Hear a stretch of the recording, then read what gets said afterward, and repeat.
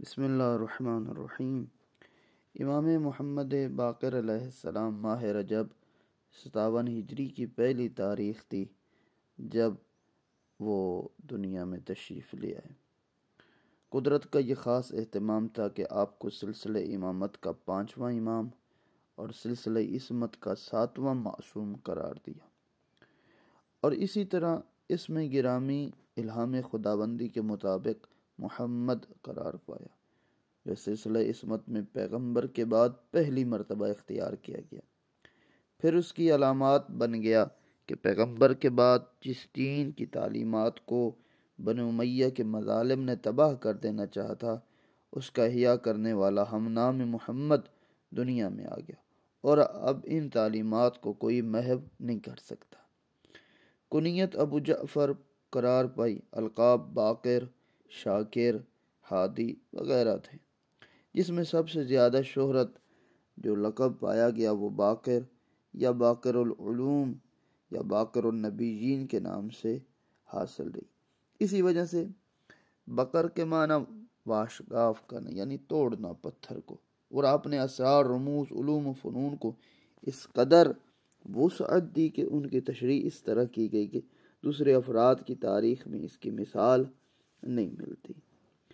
حد یہ ہے کہ عالم اسلام کے امام اعظم یعنی وہ ابو حنیفہ جو آپ کے زیر سایہ علم حاصل کرتا رہا، وہ بھی انہی کا شاگرد تھا۔ آپ کے والد ماجد امام زین العابدین علیہ السلام اور آپ کی والدہ گرامی فاطمہ بنت الحسن ہیں۔ اس اعتبار سے آپ کو ابن الخیرتین کہا جاتا ہے کہ آپ ماں باپ دونوں طرف سے ہاشمی اور علوی ہیں۔ اور اسی طرح آپ کے بچپن کے بہت سارے واقعات ہیں، تفصیل سے نہیں، مختصراً، کہ ایک مرتبہ آپ کے تقاضۂ مصلحت الہی کی بنا پر کنویں میں گر گئے۔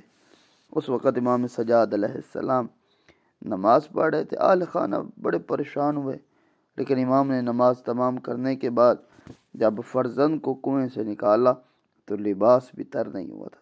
اس لیے امام خشک و تر دونوں کا حاکم ہوتا ہے، اور اس کی مرضی کے بغیر کوئی اسے شے متاثر نہیں کر سکتی۔ ایک شخص نے راہ حج میں 7 سال کے بچے کو مکہ مکرمہ کی طرف جاتے ہوئے دیکھا تو حیرت سے سوال کیا کہ اے فرزند، تم کون ہو، کہاں جا رہے ہو؟ زاد راہ کیا ہے؟ تو فرمایا میرا سفر من اللہ الی اللہ ہے، یعنی اللہ سے اللہ کی طرف۔ اور کہا تیرا زاد راہ کیا ہے؟ پھر کہا میرا زاد راہ تقویٰ ہے، اور میرا نام محمد ابن علی بن حسین بن علی ابن ابی طالب ہے۔ آپ کے امتیازات میں ایک امر یہ بھی ہے کہ رسول اکرم نے جناب جابر ابن عبداللہ انصاری کو اپنے جانشین، اپنے اولیاء الامر کے نام بتائے، تو آپ کا نام لے کر فرمایا میرے اس وارث سے ملاقات تمہاری ہوگی تو میرا سلام کہہ دینا۔ جس کے بعد جابر باوجود ضعیفی آپ کو ہر طرف تلاش کرتے رہے۔ ایک دن امام سجاد کے ہمراہ جاتے ہوئے راستے میں ملاقات ہوئی تو اپنے باپ کے حکم کے مطابق جابر کی پیشانی کو بوسہ دیا۔ جابر نے گلے سے لگا کر رسول اللہ کا سلام پہنچایا۔ فرماتے ہیں کہ آپ اس کم سنی میں 28 رجب 60 ہجری سے اور 8 ربیع الاول 62 ہجری تک کربلا و کوفہ کے مصائب برداشت کیے، کسی لمحہ بھی دامن صبر و تحمل کو ہاتھ سے نہیں جانے دیا، بھوک پیاس سب کو برداشت کیا۔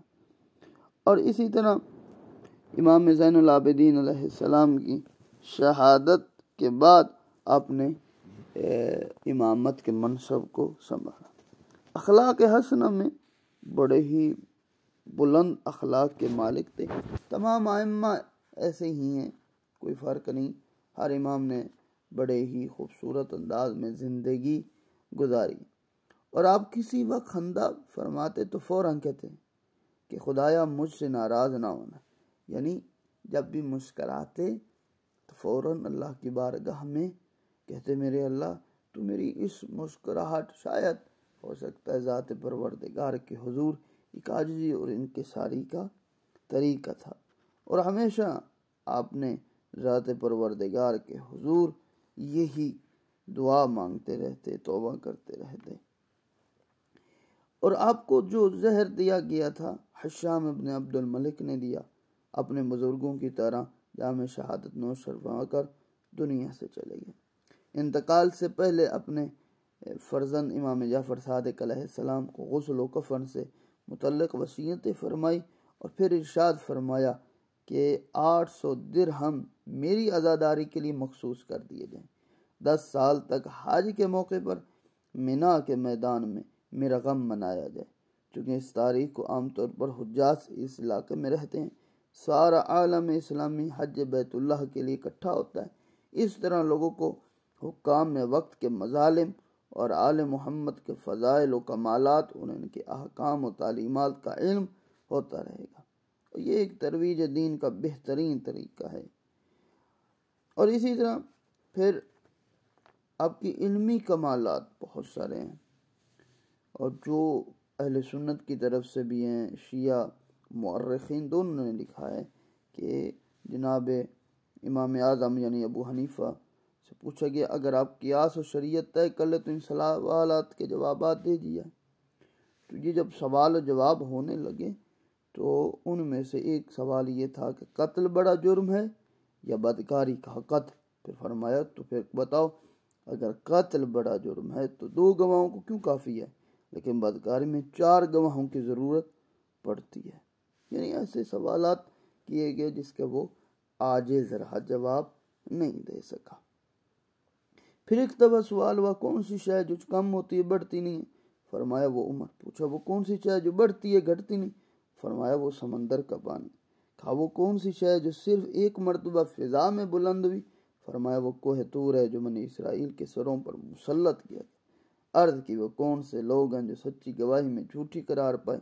فرمایا وہ منافقین ہیں جو رسول کو رسول تو کہتے تھے لیکن خدا نے انہیں جھوٹا قرار۔ بڑی قسمیں کھائی کہ ہم جناب اور آپ کے رسول کو بھی مانتے ہیں، اللہ کو بھی مانتے ہیں۔ کرامات، معجزات۔ ایک شخص نے دروازے پر دق الباب کیا، کنیز دروازے کے پاس آئی تو اس کی طرف سبقت کرنا چاہیے۔ آپ نے اندر سے آوا خبردار، دیوار ہمارے درمیان حجاب نہیں ہے، خوف خدا پیدا کر، ایسے اقدامات سے مت کیا کر۔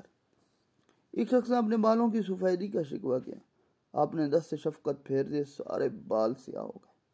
ایک نابینا صحابی تھے، انہوں نے بصارت کی درخواست کی، آپ نے آنکھوں پر ہاتھ پھیرا تو بینائی آ گئی۔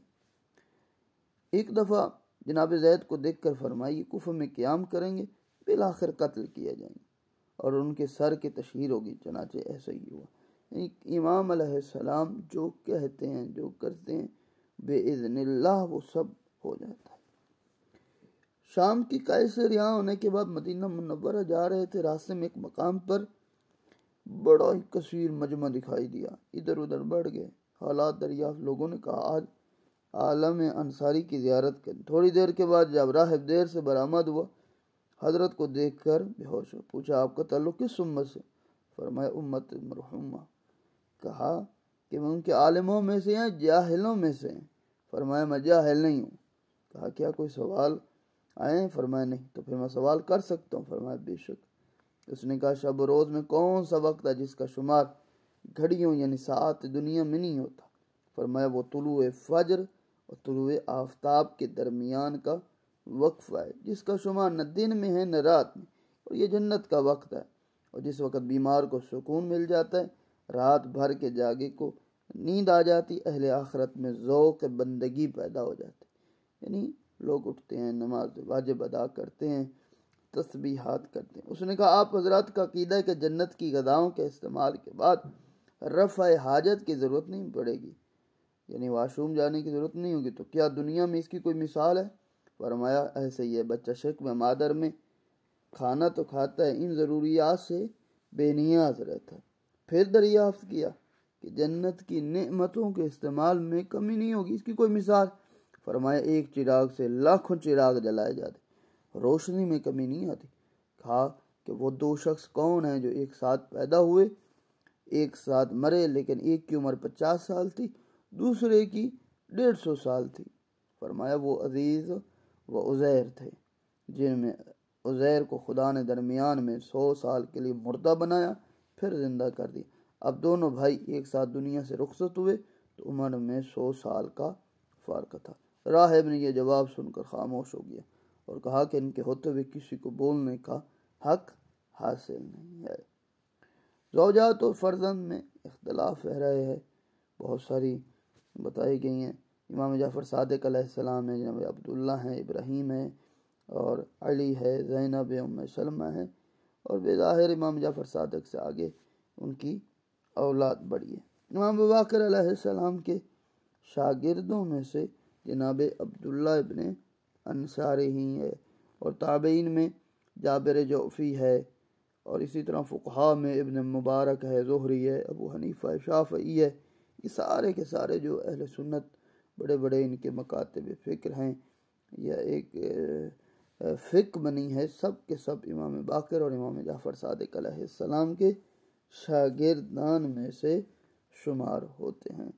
اور اسی طرح امام علیہ السلام کے ایک بہت بڑے ہی بزرگ صحابی زرارہ بن اعین کہ نہایت درجے مرد دانا تھے، فقیہ کے، متکلم تھے، ادیب تھے، ثقہ تھے۔ امام صادق کی بزم میں ان کا ذکر ہے تو آپ نے اس انداز سے تذکرہ کیا کہ جس سے پہلو ضم نکلتا تھا، انہیں اطلاع ملی تو اپنے فرزند کو حضرت خدمت میں دریافت حال کے لیے بھیجا۔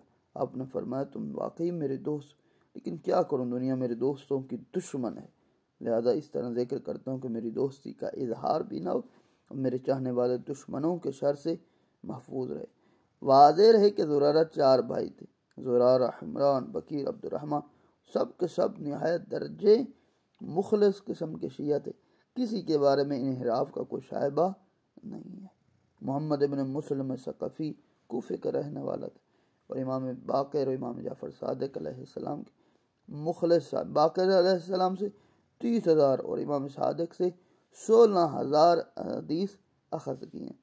امام باقر نے ایک مرتبہ تواضع و انکساری کا حکم دے دیا تو خرمہ فروشی شروع کر دی، اس کے بعد آٹا پیسنے لگے، اس کی بنا پر انہیں طحان بھی کہا جاتا ہے۔ امام جعفر صادق کی خدمت میں حاضر ہوا ابو کہمش نامی شخص، تو آپ نے فرمایا میں نے سنا ہے قاضی ابو لیلہ نے محمد ابن مسلم کی شہادت کو رد کر دیا، تو کوفہ جانا تو ابو لیلہ سے مل کر کہنا کہ 3 سوال کرنا، اور کہنا کہ شرط یہ کہ جو حدیث رسول سے ہو وہ جواب دینا، فرض نماز کی پہلی 2 رکعت میں شک ہو جائے، بدن پر کپڑا پیشاب سے نجس ہو جائے، پاک کس طرح ہوگا، یہ سوالات کیے گئے تو وہ جواب نہ دے سکا، اور فرمایا کہ جب تجھے سنت رسول کا علم نہیں ہے تو کس طرح تم محمد بن مسلم ثقفی کی گواہی کو رد کرتے ہو۔